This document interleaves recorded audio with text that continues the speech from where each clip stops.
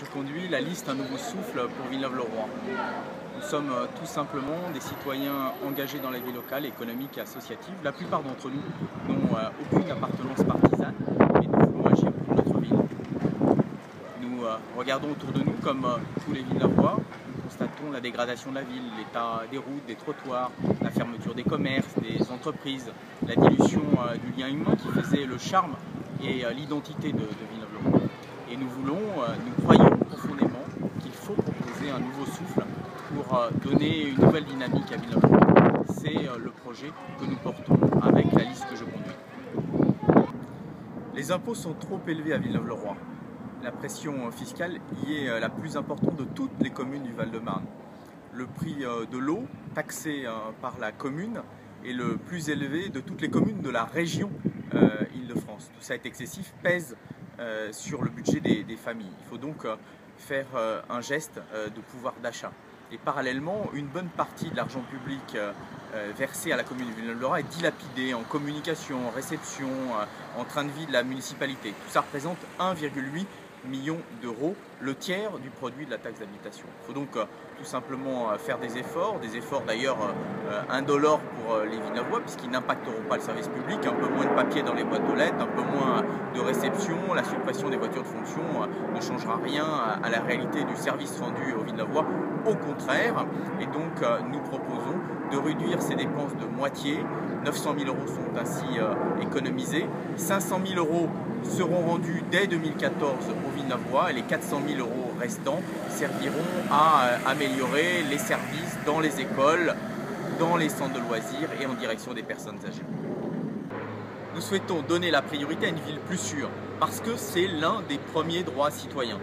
Or, Villeneuve-le-Roi aujourd'hui ne dispose pas des moyens d'action dans ce domaine. Nous n'avons pas de commissariat de police nationale, la police municipale ne fait manifestement pas son travail et la gendarmerie a fermé. Il faut donc que nous obtenions très rapidement ces moyens. D'abord en faisant implanter ici à Villeneuve-le-Roi une antenne opérationnelle de police nationale dotée de moyens d'intervention directe. Ensuite, en recadrant les missions de la police municipale qui doit être la police des citoyens et pas la police du maire, en développant le réseau de vidéoprotection qui est un moyen d'action contre la délinquance et de prévention, et puis en engageant les actions de médiation, de citoyenneté, de prévention qui sont nécessaires.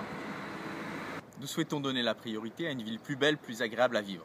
D'abord, bien sûr, en luttant contre toutes les nuisances que nous subissons.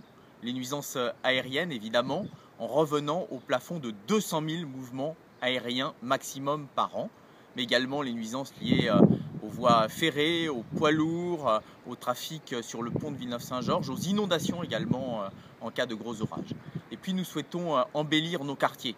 Réaliser 2 squares, repeindre le kiosque en 13 ans, ça n'est pas un bilan lorsque la plupart des autres quartiers sont à l'abandon. Nous sommes ici au Frère-Rossé, le pré aux Licornes où nous nous trouvons a été laissé en déshérence, tout comme la plaine des Jeux de Paul Bert et beaucoup d'autres espaces qu'il nous faut requalifier.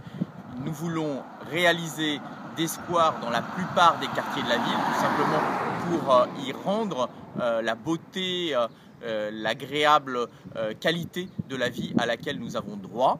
Requalifier également les bords de Seine qui sont laissés en déshérence. Nous voulons y faire une promenade agréable en y aménageant également le parc départemental de la Pierrefitte. Et puis il y a une urgence, bien sûr, c'est l'état de nos routes, de nos trottoirs, de nos bâtiments publics pour lesquels il faut engager immédiatement un plan d'urgence pour les réhabiliter. Une ville, c'est d'abord ses habitants. Il peut y avoir l'action municipale qu'elle soit tournée vers les citoyens, à commencer par les plus jeunes d'entre nous, les enfants, les écoles, les centres de loisirs, la jeunesse, tout ça. Aujourd'hui, il n'y a rien de fait pour nos jeunes, à tel point que nos écoles sont celles qui, dans le Val-de-Marne, disposent du moins de moyens communaux. Il faut donc rendre cette priorité à l'école, à l'enfance, à la jeunesse.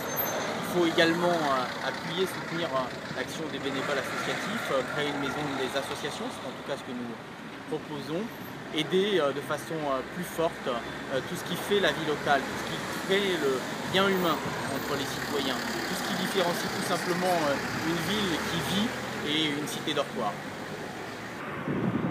Nous souhaitons également une ville plus solidaire, notamment en direction de nos aînés.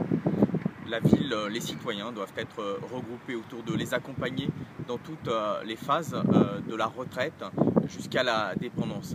La retraite, c'est bien sûr les aider dans leurs formalités, dans leurs démarches administratives, sociales. Et puis nous souhaitons développer les services aux personnes à domicile, de façon à garantir ce maintien chez eux des personnes âgées, les soins infirmiers, le portage des repas à domicile, les aides tout simplement au ménage, au repassage, bref, à toutes les activités de la vie. Et puis nous entendons aménager un établissement public pour personnes âgées et dépendantes de façon à ce qu'elles puissent continuer à séjourner dans leur ville, plus près de là où elles vivent au quotidien. Et nous souhaitons bien sûr impliquer les seniors dans la vie locale, leur proposer de s'associer à la réflexion sur les projets, à partager leur expérience vis-à-vis des plus jeunes. Bref, qu'ils soient des citoyens impliqués dans leur ville.